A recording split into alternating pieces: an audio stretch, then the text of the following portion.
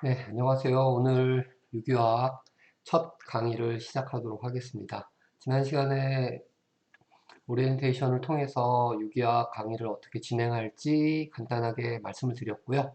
오늘은 그 내용을 바탕으로 해서 제1장 강의를 시작을 하겠습니다. 1장 강의 전에 유기화학에 대해서 약간 말씀을 드려야 할 것 같은데요. 그 부분에 대해서 설명을 드리도록 하겠습니다. 유기화학이란 무엇인가? 지난 시간에 어느 정도 조금은 말씀을 드렸어요. 유기물이라는 것은 원래 생명체로부터 얻어지는 물질이라는 게 가장 기본적인 생각입니다. 근데 여러분들 아시는 것 같이 지금 현재의 유기물은 이런 생명체로부터 얻어지는 그런 물질과는 조금은 차이를 가지고 있는 그런 얘기가 되는 겁니다. 유기물의 반대는 이제 무기물이 되겠죠. 근데 이 개념이 바뀌기 시작한 게 유기화학이라는 개념이 생기기 시작한 게 이 1828년에 지난 시간에 얘기했던 F. 휠러라는 사람이 무기물에서 유기물을 합성하는 일을 해낸 겁니다. 그러니까 이전에는 생명체로부터 얻어지는 것만이 유기화합물이다 이렇게 얘기를 했었는데 그 경계가 무너진 거죠. 단순히 말해서 화학 반응, 화학 합성에 의해서 유기물을 만들어낼 수 있게 된 겁니다. 그게 이제 유기화학의 시작이라고 얘기할 수 있는 거죠. 그래서 여기 있듯이 이제 암모니움으로부터 화학 반응을 거쳐서 암모니움 시아네인, 그 다음에 이제 우레아라는 유기물을 요소죠, 만들어내게 된 겁니다. 이제 이러한 단순한 개념으로부터 시작하긴 했지만 화학의 기본 개념을 그대로 갖고 있습니다. 현대적 의미에서 이제 탄소 화합물이라고 하는 것은 유기화합물의 주요 구성 원자들을 포함하고 있고 특히 이 탄소를 포함하고 있는 요소들을 얘기를 하죠. 탄소, 수소, 질소, 산소, 황인 이 물질들이 포함되어 있는 화학 물질들은 이제 유기화합물이라는 이름으로 불리게 되고 있는 거고요. 요 할로겐 원자라고 표현했는데 이 끝에 있는 FClBrI라고 해서 일반적으로 우리가 알고 있는 7쪽 반응이 굉장히 좋은 그런 친구들이죠. 나중에 다시 한번 말씀을 드릴 건데 이 주기율표가 화학 원소들을 나열해 놓은 거잖아요. 근데 이 위에서부터 하나하나 표현하는 게 이제 전자 껍질이 될 거고요. 여기 앞에서부터 쭉 나오는 것들이 체외곽 전자수를 의미하게 됩니다. 그래서 여기서부터 1, 2, 중간에 이제 원소들은 무반 원소도 빼고요. 3, 4, 5, 6, 7, 8. 그래서 1쪽부터 8쪽까지 존재를 하게 되는 거죠. 유기화합물, 우리가 알고 있는 유기화합물은 무엇일까요? 여러분이 단순히 아까 앞에서도 말씀드렸듯이 그냥 생체에서 얻어지는 물질만이 유기화합물이라고 그랬었어요. 근데 완전히 바뀌었죠. 의약품, 생리활성 물질, 화장품, 비누, 세제류, 식품 및 식품 첨가제, 천연, 섬유, 고무, 농약 및 살충제, 염료, 색소. 결국에는 석유, 탄소를 포함한 변형 화학 물질들을 다 유기화합물이라고 부르고 있는 거죠. 플라스틱류, 합성 섬유 및 고무, 전자재료, 액정, 태양전지, 기타 등등 연료 또는 용매 다 유기화합물이라고 표현합니다. 중심은 탄소를 포함하고 있는 화학 물질들을 대부분 이제 유기화합물이라고 부르게 되는 거죠. 그림으로 약도 있고 화장품, 여러 가지 천들, 그 다음에 음식물, 그다음 전기 제품, 약, 이런 염료 다 포함돼서 유기화합물이라고 얘기를 하게 됩니다.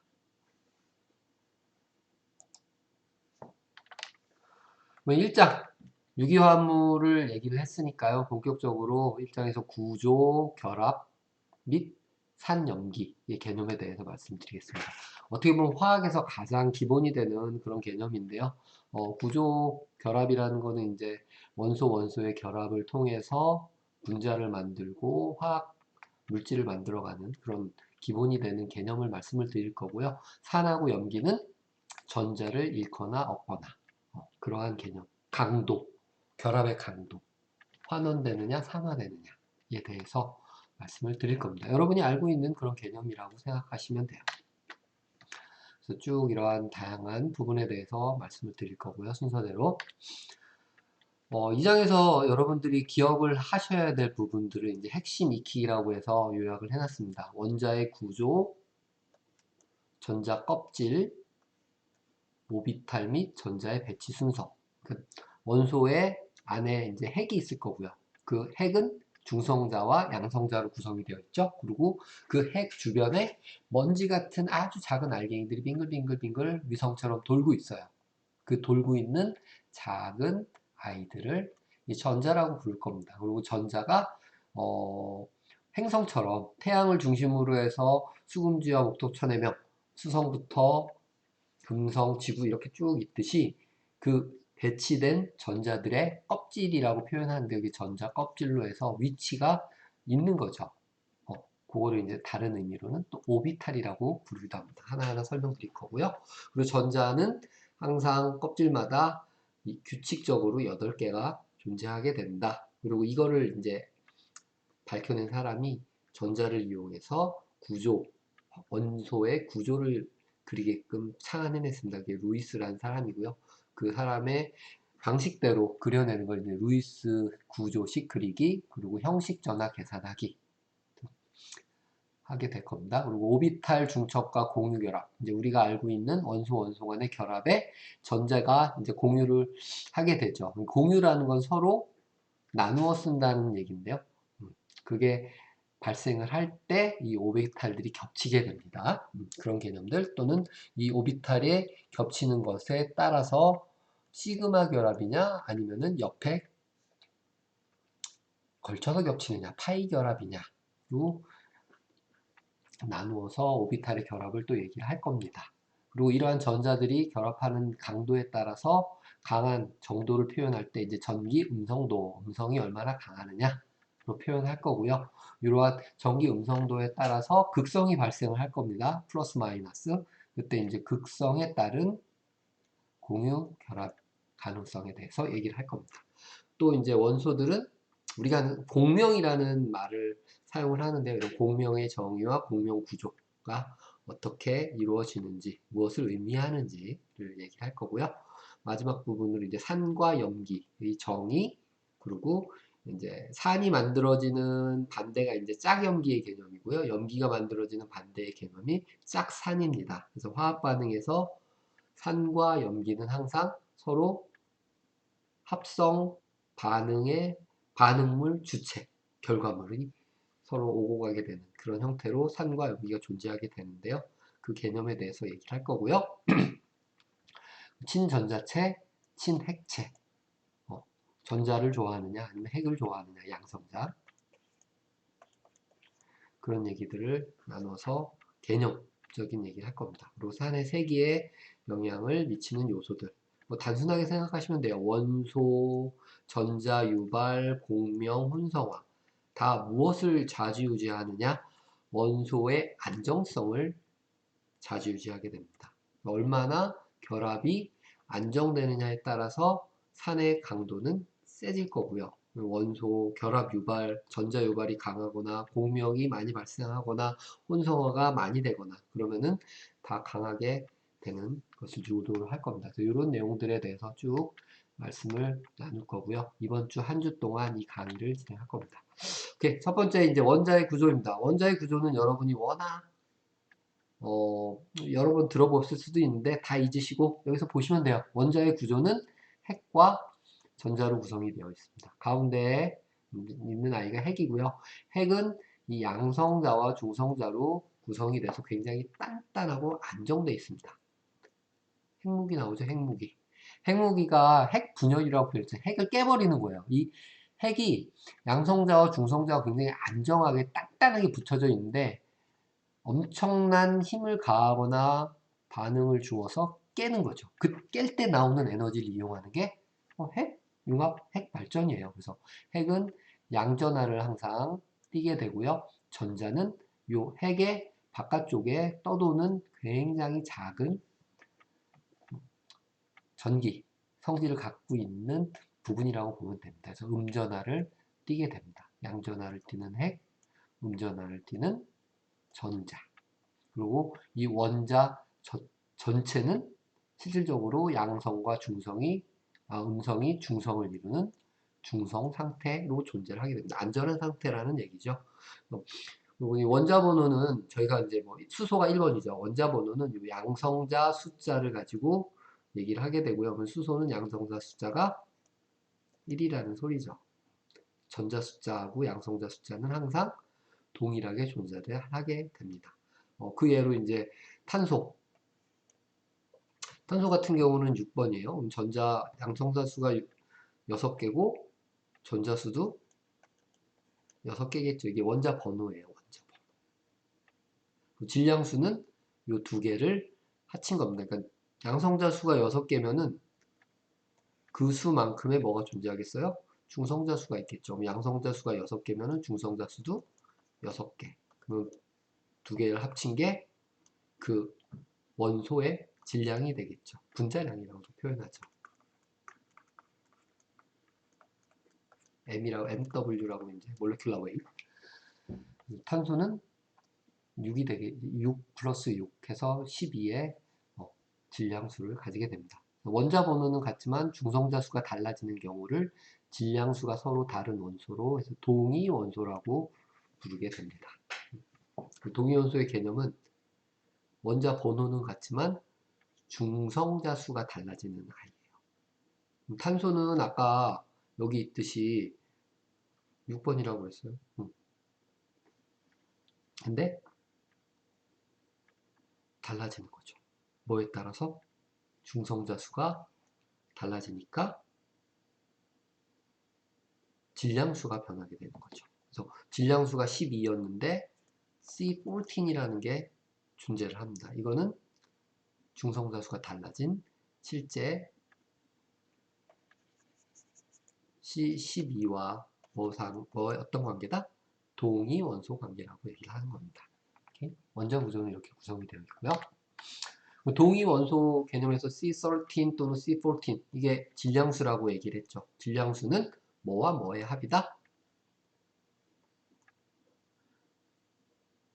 뭐와 뭐. 여기 있죠. 양성자. 탄소 원자핵의 양성자 수는 같죠. 원래는 중성자 수가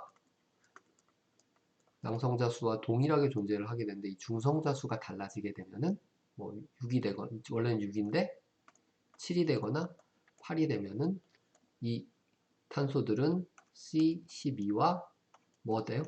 동위 원소라고 하는 부분이 되는 거고요. 동위 원소가 발생하게 되면은 핵의 양성자와 중성자의 균형이 깨지기 때문에 방사성을 띠게 될 수 있습니다. 오케이? 동위 원소. 이게 오리지널이고요. 중성자 수가 달라짐에 따라서 서로 다른 질량수를 갖는 원소가 되죠. 하지만 똑같은 동일한 원소입니다. 그럼 다음으로 이제 오비탈 개념에 대해서 말씀을 드릴게요. 오비탈이 무엇이냐? 오비탈. 오비탈은 전자를 생각하시면 돼요. 전자가 존재하는 궤도 함수라고 불러요. 왜 그러냐면은 전자가 핵으로부터 정확히 몇 센치 떨어져 있어, 어디에 있어를 모르기 때문에 대략 어디쯤 있을 거야, 어디 몇쯤 있을 거야 해서 함수 개념으로 표현을 하게 됩니다. 그게 바로 뭐라고? 오비탈이라고 부르는 겁니다. 원자 내에 전자가 발견될 수 있는 확률이 가장 높은 영역이죠. 그러니까 전자가 있음직한 위치. 그래서 궤도 함수를 이제 오비탈이라고 부르고요. 우리가 이제 전자 껍질이라고도 표현하게 됩니다. 그래서 오비탈은 안에서부터 S, P, D 뭐 이런 식으로 해서 전자 껍질을 하나하나 더해가게 되는 그런 이름으로 부르게 됩니다. 첫 번째 오비탈을 S 오비탈이라고 해서 그림 형식으로는 이제 원형으로 표현을 하게 되고요. 그러니까 여기에 전자가 있음직한 궤도죠. 그리고 그 다음 껍데기로 이제 p 오비탈이라고 해서 이런 곰봉 모양으로 표현을 하게 됩니다. 그래서 여기 전자가 이렇게 있을 거라고 표현을 하게 되는 거죠. 이거를 뭐라고 그런다? 오비탈이라고 얘기를 하게 됩니다. 오비탈은 정확한 위치가 아니고 확률이 높은 입승직한 위치예요. 그래서 궤도 함수라고도 부른다. S오비탈은 공 모양으로 방향성이 없고 그냥 중심부로 이제 표현을 하게 되고요. 그리고 P오비탈은 이 S오비탈 바깥쪽에 방향성을 갖고 있습니다. 그래서 X축, Y축, Z축. 그래서 그럼 P오비탈이 몇 개가 있는 거예요? P, 2P, 두 번째 껍데기라고 해서 2P예요. 2P, 두 번째 껍데기 P오비탈에 X, Y, Z 세 개를 표현을 해주게 됩니다. 방향성을 갖고 있어서요. 오케이. 전자 배치는 어떻게 되느냐? 좀 전에 말씀드린 오비탈에 전자가 존재를 하니까 S 오비탈, P 오비탈 이런 식으로 이제 순서대로 전자가 존재를 하게 됩니다. 그래서 전자는 전자 껍질, 주 양자수라고도 표현해요. 전자 껍질과 속껍질, 이제 S, P, D, F 오비탈의 에너지가 낮은 순부터 높은 순으로, 낮은 순부터 높은 순, 안쪽부터 바깥쪽으로 배치가 되게 됩니다. 주 양자수, 에너지 준이라고 하는데요. 에너지의 높이라고 생각하시면 돼요. 그래서 핵에서부터 가까운 쪽이 낮은 숫자가 되고요. 전자 껍질이 그래서 1, 2, 3, 뭐 n 쭉 이제 껍질이 전자가 있을 만한 위치 오비탈이 증가를 하게 되겠죠. 그리고 n은 1, 2, 3의 껍질을 KLM 껍질이라고도 하는데요. 뭐 이 내용은 거의 다루지는 않을 거예요. 대부분 KLM 개념보다는 오비탈 S, P, D, F 이 순서대로 이제 전자의 배치가 되는 전자 껍질을 얘기를 하게 될 겁니다. 그래서 첫 번째 껍질에 1s가 존재를 하게 되고요. 2s에는 2s, 뭐 2p, 그 다음에 세 번째 껍질에는 껍질이 3개 존재할 수 있기 때문에 3s, 3p, 3d까지 전자 껍질을 표현하게 됩니다. 오케이? 그래서 1s 안쪽에 s 오비탈이 가장 낮고 3s가 가장 높은 에너지 준위를 가지고 있게 됩니다. 이게 뭐다?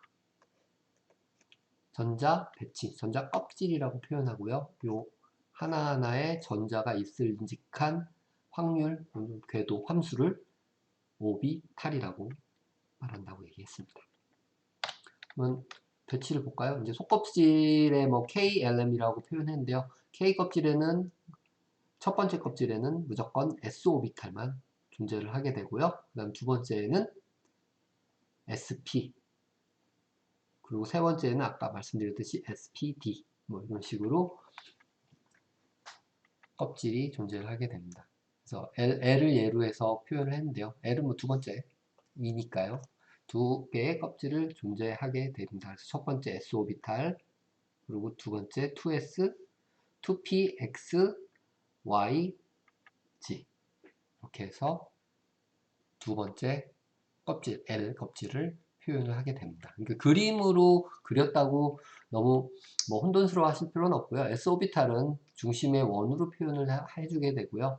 P 오비탈은 이런 식으로 곰봉 모양으로 해서 그림으로 표현을 하게 됩니다. 그리고 S 오비탈은 방향성이 없고 P 오비탈은 X, Y, Z 방향성, 세 가지 방향성을 갖고 있다. 뭐 1P는 존재한다 안 한다? 존재하지 않죠. 1P는 존재하지 않습니다. 껍질 하나의 큰 껍질, 속껍질에는 하나의 오비탈만 존재하기 때문에 두 번째 L 껍질로 가야 두 개의 오비탈이 존재할 수 있다. 전자 껍질, 전자 분포라고 표현했는데요. 뭐 그림으로 쉽게 이해하시면 됩니다. 원자 핵이 존재하고요. 그리고 전자가 입슴직한 위치, 오비탈이라고 표현한 궤도가 존재합니다. 첫 번째 껍질, 그리고 두 번째 껍질, 그리고 세 번째 껍질. 이 첫 번째 껍질에 s 오비탈이 있는 거고요. 두 번째 껍질에 s 오비탈, p 오비탈이 있는 거고, 세 번째 껍질에 s, p, d 이런 식으로 존재를 해 나가게 되는 거죠. 그래서 K, L, M 1, 2, 3 전자 껍질 수, 그리고 껍질 내에 오비탈 수 1개, S 2개, P 3개, S 1개, SP 3개, SD 5개. 뭐 이런 식으로 해서 에너지가 높고 에너지가 낮은 상태를 표현하게 됩니다. 그러면 원소의 번호가 커진다는 얘기는 전자를 더 많이 가지고 있는 그런 상태로 표현이 되겠죠. 전자 배치. 그러면 전자는 어떠한 상태로 배치가 되느냐? 안쪽부터 쌓여 나갈 거예요. 그래서 쌓음 원리라고 첫 번째 규칙이 쌓음 원리고요. 왜? S, 1S 안쪽부터 바깥쪽으로 쌓아 나가는 형태로 표현하게 됩니다. 그래서 오비탈의 전자가 채워질 때 가장 낮은 에너지 상태에서부터 채워진다. 첫 번째 쌓음의 원리, 두 번째는 파울리 베타의 원리인데요. 뒤에 하나씩 이제 순서대로 말씀드릴 거예요. 첫 번째는 쌓음 안에서부터 K, 엘레멘, 속껍질 SPDF 이런 식으로 쌓아 나간다는 거죠. 근데 여기에서 요것만 기억하세요. 쌓아 나간다. 쌓아 나간다. 여기서 예로 이제 반대 이외의 상황으로 4s 오비탈이 3d 오비탈보다 에너지가 낮다라고 해서 에너지 준위가 하나씩 증가하는 형태를 그림으로 표현한 건데요. 여기 보면 이제 4s가 에너지 준위상으로 봤을 때는 3D보다 밑에 있죠. 그래서 실제 에너지를 하나하나 전자를 쌓아가면서 배치를 하다 보면은 분자량이 큰 원소들 같은 분자량이 큰 원소들 같은 경우는 전자의 위치가 조금씩 엇갈리는 경우도 존재한다는 거죠. 여기 보면은 D들이 대부분 다 5S보다 4D가 크고 6S보다 6D, 5D가 크고 이런 식으로 엇갈리게 됩니다. 뒤쪽으로 가면 전자수가 많아지기 때문에 에너지 수준이 높아진다는 걸 얘기를 하는 겁니다. 근데 굳이 뭐 그렇게까지 기억할 필요 없이 싸움의 원리, 전자배치 규칙의 1은 싸움 원리, 낮은 곳부터 높은 쪽으로 배치가 이루어진다. 그 다음에 파울리 베타하고 이제 훈트 규칙인데요. 파울리 베타의 원리는 한 개의 오비탈에는 몇 개 이상의 전자가 존재할 수 없다. 2개 이상의 전자가 존재할 수 없으면 2개의 전자도 동일한 에너지 상태가 아니다. 이렇게 표현했는데 뒤에 부분은 그냥 스핀 양자수가 다르다고 했는데 전자 사이에도 약간의 차이가 있다라는 거예요. 쌍둥이 태어나도 1분 차이로 형과 아우가 되듯이 전자도 똑같은 전자지만 약간 스핀 양자수가 다르기 때문에 에너지 상태는 엄밀하게 따져서 다르다는 그런 걸 표현한 건데 굳이 뭐 그렇게까지는 알 필요 없고요. 파울리 베타의 원리라는 거는 하나의 오비탈에는 2개 전자만 들어갈 수 있다라는 것을 표현한 겁니다. 그 다음에 훈드 규칙은 에너지 준위가 같은 오비탈의 전지가 채워질 때는 2개가 한꺼번에 채워지는 게 아니라 우선 하나씩 채워진다는 얘기예요. 에너지 준위가 같다라는 건 오비탈이 같은 거예요. 그러면 예로 2p, x, y, z 얘네들은 에너지 준위가 다 같은 p 오비탈에 2p 오비탈에 존재하는 거죠. 뭐만 달라? 방향성만 다른 거예요. 그렇기 때문에 에너지가 들어갈 때 전자가 배치될 때 이렇게 되는 게 아니고 이런 식으로 동일하게 한 개가 우선적으로 채워지게 되는 그 규칙이 바로 훈드 규칙입니다. 그래서 싸움, 파울리, 훈드 이 세 가지 규칙에 따라서 전자 배치가 이루어지게 됩니다. 훈드 규칙에 따라 한 개씩의 전자가 우선 채워진다는 얘기죠. 2p에 x, y, g 오비탈이 있으면은 x 먼저 채우고 z 가고 g로 y 가고 g로 가는 게 아니고 x, y, g는 공평하게 하나씩 왜? 에너지 준위가 같기 때문에 첫 번째, 탄소는 아까 전자가 몇 개라고 그랬어요? 6개의 전자를 가지고 있어요. 그러면은 첫 번째 껍데기, 두 번째 껍데기.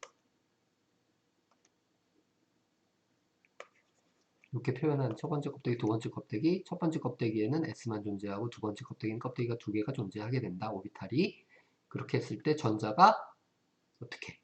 낮은 준위부터 채운 싸움의 원리. 먼저 하나, 두 개 들어가고요. 그 다음에 S 오비탈에 3개, 4개 들어가고요. 나머지 P 다음 껍데기에 아까 요 2개씩 들어가는 건 무슨 규칙? 파울리 베타 규칙에 따라서 싸움 안에서부터 바깥쪽으로 에너지 준위가 높은 쪽으로 요 최종적으로 에너지 준위가 같은 레벨에서는 하나에 먼저 다 들어가는 게 아니고 하나씩 채워지게 되는 거죠. 만약에 탄소보다 더 전자가 많은 원소 같은 경우 만약에 산소는 전자가 8개예요. 그러면은 하나, 둘, 셋, 넷, 다섯, 여섯, 일곱, 여덟 이런 식으로 채워진다는 거죠. 오케이. 이게 전자 배치를 얘기를 하는 겁니다. 전자 배치, 원자가 전자라는 얘기가 나오게 되는데요. 그래서 원자가 전자는 최외곽 전자라고도 불러요. 전자 배치를 쫙 하고 나서 맨 바깥쪽에 마지막에 남는 전자의 숫자가 바로 원자가 전자 또는 최외곽 전자라고 얘기를 합니다. 그래서 맨 바깥 전자 껍질에 배치되어 있는 전자를 최외곽 전자 바깥에 있으니까요. 그리고 내부 전자, 안쪽 전자 껍질에 채워져 있는 전자들을 얘기를 하겠죠. 그게 어려운 개념은 아니에요. 그럼 최외곽 전자 맨 바깥쪽 원자가 전자라고 똑같은 이름입니다.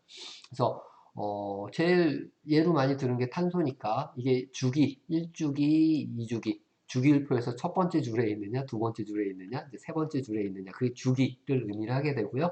주기가 큰 껍질, 아까 앞에 나왔던 에레멘 B, 큰 껍질들을 의미를 하게 됩니다.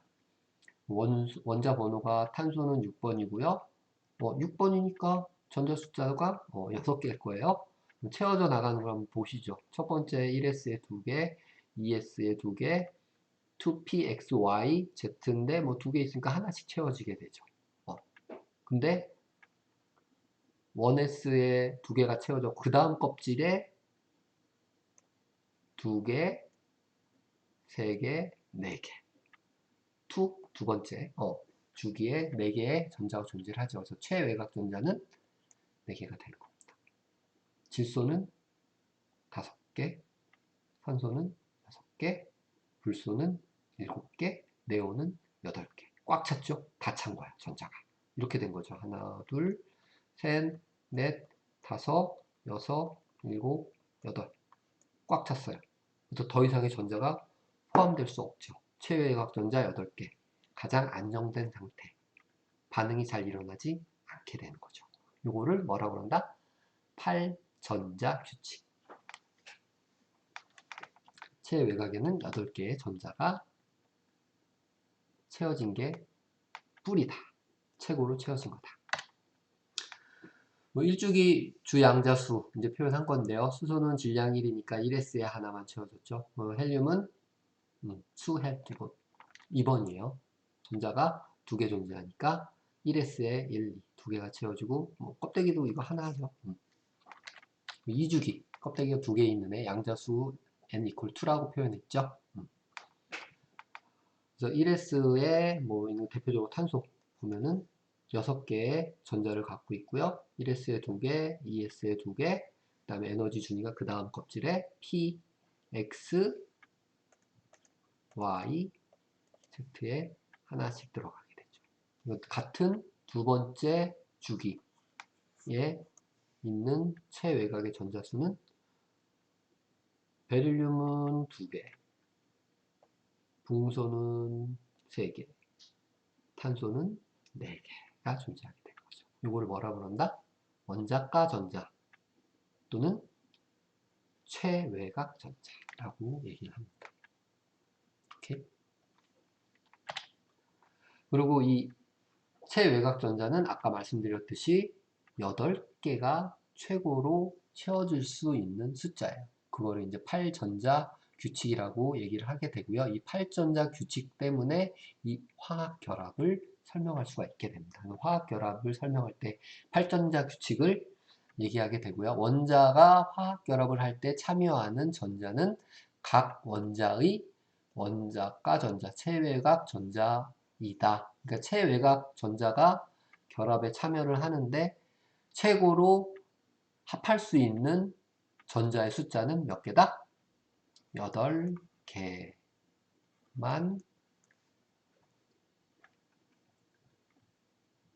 참여할 수가 있어요. 그래서 체외각 전자의 최고의 숫자는 8개입니다. 오케이? 그러면 탄소는 체외각 전자가 아까 4개라고 그랬으니까 몇 개 더 참여할 수 있어요? 나머지 4개의 전자가 더 참여를 할 수가 있겠죠. 그게 이제 화학 결합을 만들어낼 수 있는 숫자라고 생각하시면 됩니다. 다시 얘기할 거니까요. 그래서 화학 결합과 8전자 규칙. 헬륨을 제외한 모든 비활성 기체는 8개의 원자가 전자를 갖는다. 아까 주기율표에서 8쪽이라고 하는 친구들이 있는 애들이고요. 이 8쪽들은 비활성이에요. 굉장히 안정되어 있는, 반응을 거의 하지 않는 그런 기체들이고요. 원자가 화학 결합을 할 때 불활성 기체는 전자 배치를 가지려, 불활성 기체의 전자 배치를 가지려 한다. 몇 개? 8개로 안정화되려고 하는 성질을 갖고 있습니다. 그게 바로 8전자 규칙이라고 하는 겁니다. 근데 뭐 헬륨은 2개의 전자만 가지고 있으니까 원자과 전자는 2개라 8전자를 채울 게 없죠. 오케이. 그래서 대부분은 8전자 규칙을 만들어내려고 하는 성질로 화학 결합을 만들어내게 됩니다. 그럼 여기서 힌트. 탄소는 최고 몇 개까지 결합을 만들어낼 수 있을까요? 다른 원소들하고. 4개가 있으면 몇 개를 더 채울 수 있다고 그랬어요? 4개를 더 채울 수 있다고 그랬죠. 4개. 그 탄소는 최대로 4개의 결합을 더 만들어낼 수가 있습니다. 그렇게만 알고 계세요. 그 이유를 이해를 하면은 이 강의 완벽하게 이해를 한 겁니다. 이온 결합과 8전자 규칙입니다. 그러면 먼저 8전자 규칙을 설명하기 위해서 이제 이온 결합을 예시로 시작을 했어요. 이온 결합은 이온화될 수 있는 1족, 2족, 그러니까 최외각 전자가 1개나 2개 있는, 쉽게 이룰 수 있는 원소나 쉽게 채울 수 있는 원소, 7족이죠. 불소, 염소, 이런 애들. 이온화돼서 결합을 하는 원소들을 이온 결합이라고 얘기를 하는데요. 리튬은 하나를 잃죠. 1개를 잃어서 헬륨에 주게 되고요. 헬륨 전자 배치를 갖는다. 2개가 되는 거고, 불소는 원자 전자를 하나 받는 거죠. 그래서 네온과 같은 안정화된 8개를 채우게 되는 거고요. 그래서 전자를 잃은 원소는 양전화가 된다고 그래서 플러스를 붙여주게 되고요.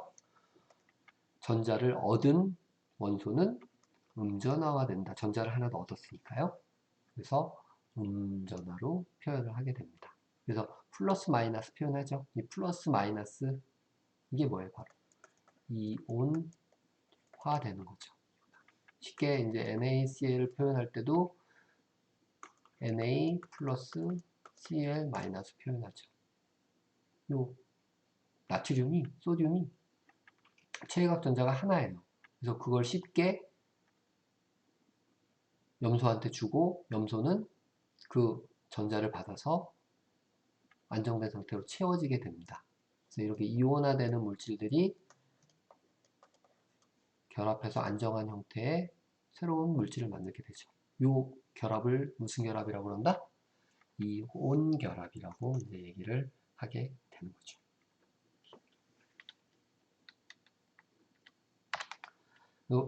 다음은 이제 공유결합이에요. 공유결합은 이온결합과 개념은 비슷하긴 한데 얘는 뭐 이온화되면서 플러스 마이너스가 결합하는 그런 형태가 아니고 전자를 서로 공유, 나눔으로써 팔전자 규칙을 만족할 수 있게 만들어서 결합을 만드는 그런 형태라고 보시면 됩니다. 그래서 결합에 참여하는 두 핵 사이에 전자를 공유해서 안정된 팔쪽을 이루게 되는 형태로 결합을 만들어내게 되는 거죠. 전자 배치는 팔전자 규칙에 만족시키게끔 결합을 만듭니다. 그럼 수소는 전자가 하나니까 최고로 채워질 수 있는 숫자는 두 개죠. 그러면 두 개 하나 더 가진 수소와 결합을 하면은 이런 식으로 결합이 될 겁니다. 그게 이제 H2 수소가 되는 거죠. 공유결합이에요. 얘가 이렇게 하나, 이렇게 하나죠. 근데 같이 묶이면은 얘도 안정된 두 개, 얘도 안정된 두 개. 너도 안정되고 나도 안정되고. 공유 서로 함께 나누면서 전자를 채워서 비활성 기체 맞추는 겁니다. 이거는 뭐 두 개니까 더 크게 가면은 탄소. 탄소는 원자과 전자 수가 아까 4개라고 얘기했고요. 공유결합수를 만들 수 있는 거는 4개가 전자가 더 결합할 수 있다고 그랬잖아요. 그러니까 여기 CH4 그림으로 보면 탄소의 전자가 4개고요. 수소는 전자가 하나죠? 수소의 전자를 하나, 하나, 하나, 하나. 수소의 입장에서는 2개. 만족했어요. 안정화됐어. 탄소의 입장에서는 수소 4개가 왔으니까 전체로 치면은 8개. 팔전자 규칙을 만족을 하죠. 비활성 기체와 동일한 체외각 전자 배치를 갖게 됩니다. 그래서 탄소가 CH4 안정한 형태로 결합을 만들어내게 되는 거죠. 그렇다면은 결합하지 않는 애들은 어떻게 되나요? 또 말이 나올 수 있죠. 그러면 질소 같은 경우는 체외각 전자 수가 5개예요. 그러면 실질적으로 질소는 하나, 둘, 셋, 넷, 5개가 되는 거죠. 그러면은 결합에 참여할 수, 전자가 더 들어갈 수 있는 숫자가 몇 개예요? 3개가 되죠, 3개. 그러면 여기에 하나, 둘, 3개가 들어가면 다 해서 8개가 되죠. 그러면 3개의 결합을 만들고 나머지 결합을 만들지 않는 이 2개의 전자를 뭐라고 해요? 비공유 전자 쌍이라고 부르는 거죠. 전자가 2개니까 쌍인데 뭐 한다? 공유하지 않는다. 그래서 이 자체에 있는 아이들을 비공유 전자 쌍이라고 얘기합니다. 질소는 1개고요. 산소는 6개의 전자가 있기 때문에 결합할 수 있는 전자수는 2개죠. 그럼 8개가 되니까. 그럼 비공유 전자쌍은 2개가 되는 거죠. 그래서 물 같은 경우 표현할 때 이렇게 표현하죠. 수소가 있고 뿅뿅뿅뿅. 이게 비공유 전자쌍이죠. 그래서 이쪽은 전자를 많이 갖고 있으니까 마이너스. 이쪽은 수소는 플러스. 지금 벌써 말씀드릴게요. 공유결합이에요. 공유결합. 전자를 공유함으로써 결합을 만들었는데 전자를 공유하지 않는 부분이 있죠. 그 비공유 전자쌍이 있어서 이쪽은 마이너스, 이쪽은 플러스의 힘을 갖게 됩니다. 그래서 이거를 뭐래요? 극성을 갖고 있는 공유결합이다. 그래서 공유결합 내에도 이런 극성 공유결합이라는 말을 붙여서 나누게 되게 되는 거죠. 물들은 산소는 음성 전하를 띠고 수소는 양성 전하를 띠기 때문에 물 분자와 물 분자 사이에 결합이 생겨나잖아요. 그렇죠? 그래서 가장 결합이 잘 되는 안정된 물질이라고 용매라고 우리가 얘기를 하게 되잖아요. 그 이유가 바로 이 공유결합이 만들어내는 극성 때문에 그래요. 화학결합, 공유결합입니다. 공유결합수는 원자과 전자가 1개에서 3개까지는 같은 수의 공유결합을 만들고요. 원자과 전자가 4개 이상일 경우는 8 마이너스 원자과 전자 수라고 생각을 하시면 됩니다. 그래서 8에서 탄소는 4개니까 하 빼면은 4개.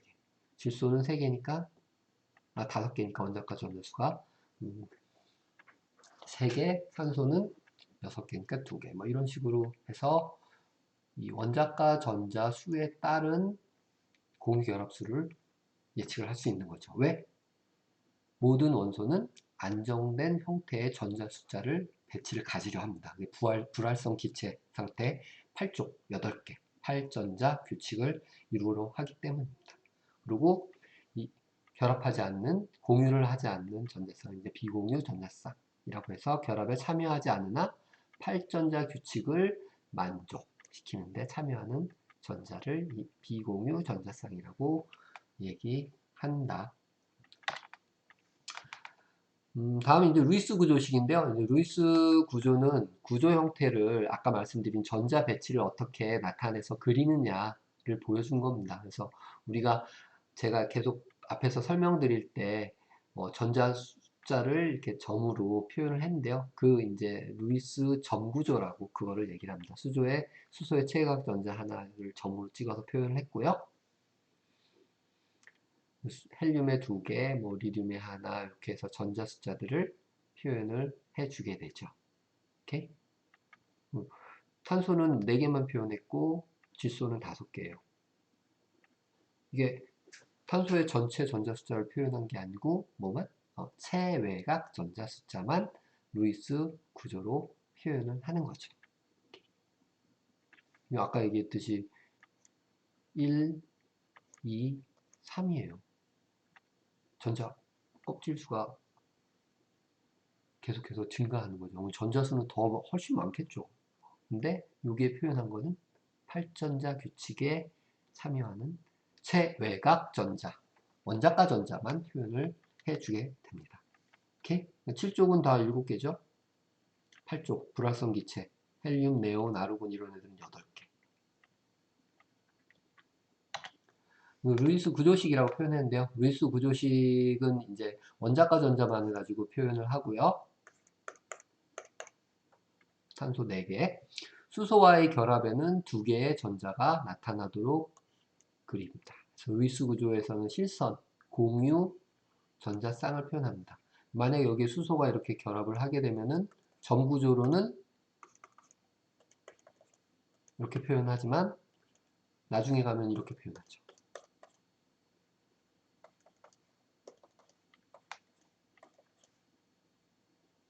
몇 개의 전자? 2개. 전자쌍을 선으로 표현한 겁니다. 그래서 이거는 루이스 구조의 점 구조, 이거는 루이스 구조식이라고 얘기를 합니다.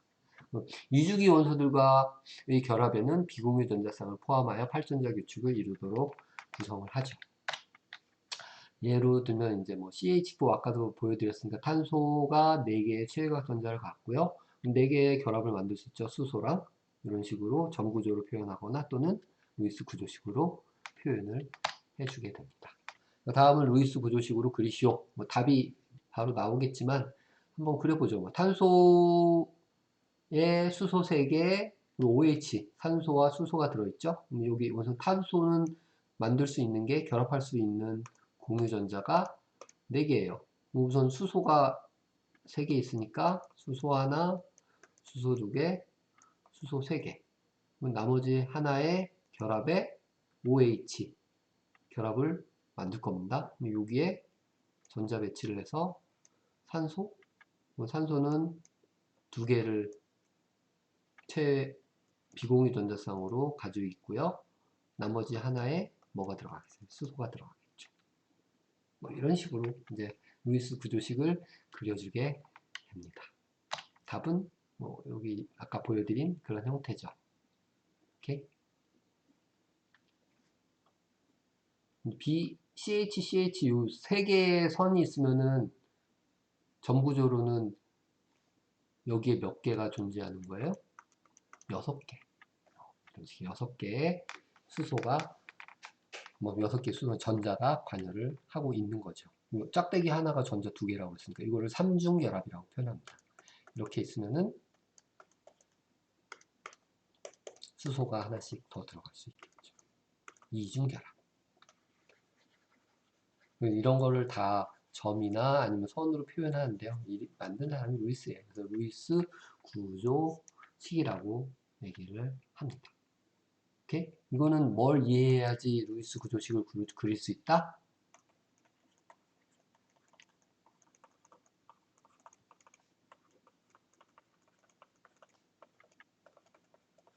이 개념을 이해해야지 루이스 구조식을 그릴 수가 있습니다.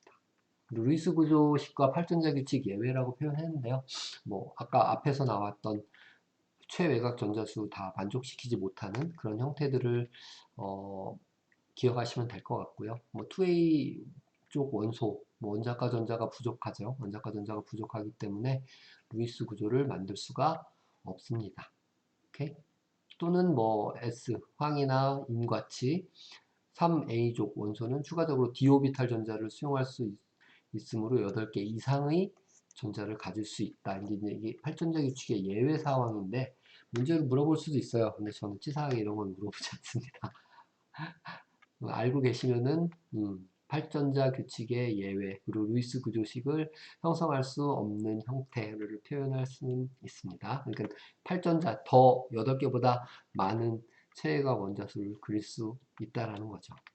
황 같은 경우 여기 보면은 더 많은 전자수를 형성을 합니다. 근데 우리는 여기까지는 가지 않아요, 솔직히. 일반적으로는 탄소를 중심으로 해서 탄소 많이 가봐야 질소, 산소 그 정도까지만 다루도록 하겠습니다. 형식 전화 계산하는 것까지 마무리하죠. 뭐 형식 전화는 계산으로 얻어지는 루이스 구조식의 각 원자가 가지는 전하를 계산하는 방법입니다. 그래서 형식 말 그대로 형식상의 그 원소가 가질 수 있는 전기의 뭐 힘, 높이 이렇게 예측하시면 될 것 같고요. 계산하는 방법은 원자과 전자수 빼기 비공유 전자수 더하기 2분의 공유 전자수로 표현하게 됩니다. 뭐 예를 들어서 보는 게 가장 빠르겠죠. 요 H3O의 형식 전화를 구하라 그러면 산소에 대한 형식 전화를 먼저 이제 각 원소에 대한 형식 전화를 다 구하셔야 돼요. 먼저 산소에 대한 형식 전화를 계산을 하면은 원자과 전자수는 몇 개죠? 산소가 6개, 6개. 6 빼기 그 다음에 비공유 전자수는 여기 2개죠? 2 더하기 2분의 공유 전자수. 수소와 공유를 하고 있는 전자수는 3개입니다. 그쵸? 3개. 그러면 전체 3개의 결합을 만드니까 6개의 전자가 들어가게 되죠. 그래서 공유 전자수 6개 하면은 2분의 6이니까 3의 5, 그러니까 6 빼기 5는 1이죠. 그러면 산소의 형식 전하는 플러스 1이 되고요. 수소는 똑같아요. 원자과 전자 1 빼기 비공유 전자 없죠. 0 더하기 2분의 수소 하나가 가지고 있는 공유 전자수는 2개죠. 2 하니까 1 빼기 1은 0입니다. 다 더하는 거죠. 0, 수소는 0이니까 어차피 뭐 3개가 있어도 0이죠. 산소가 플러스 1이에요. 그러므로 H3O 플러스 2 전체 형식 전하는 1 더하기 0은 1이죠. 이렇게 이런 식으로 해서 원자과 전자수 빼기 비공유 전자수 더하기 2분의 공유 전자수 이거를 기억을 하셔야지 형식 전하를 구할 수 있겠죠. 요거는 문제에 꼭 나옵니다. 형식 전하를 구하시오. 이런 식으로 해서 아셨죠? 질소 뭐 최외곽 전자수, 원자과 전자수 5예요. 5. 원래는 질소가 결합할 수 있는 결합 더 받아들일 수 있는 전자수가 3개예요. 5개가 차져 있으니까. 근데 여기 플러스죠. 전자를 하나 잃었다는 얘기예요. 그러면 최외곽 전자가 4개를 형성돼서 이 형태를 그린 건데 그거를 뭐 이해하실 필요는 없고 원래 그 원소가 가지고 있는 원자과 전자수를 사용하시면 돼요. 질소 5 빼기 그리고 비공유 전자 없죠? 0 더하기 2분의 이 공유 전자가 다 해서 8개죠. 8. 그러니까 5 마이너스 4는 1이 됐고요. 수소는 똑같죠. 1에 빼기 0 더하기 2분의 공유전자 0. 그러면 다 더하면은 1 더하기 0은 플러스 1이죠. 그럼 이 아모늄 이온인데 NH4 플러스의 형식 전화도 1이 되는 거죠. 어려운가요? 이런 식으로 형식 전화를 구해주게 됩니다. 이렇게. 그러면 우선 여기까지 형식 정화까지 해서 잠깐 끊고요. 이어서 이제 결합 오비탈에 대해서 이어가도록 하겠습니다.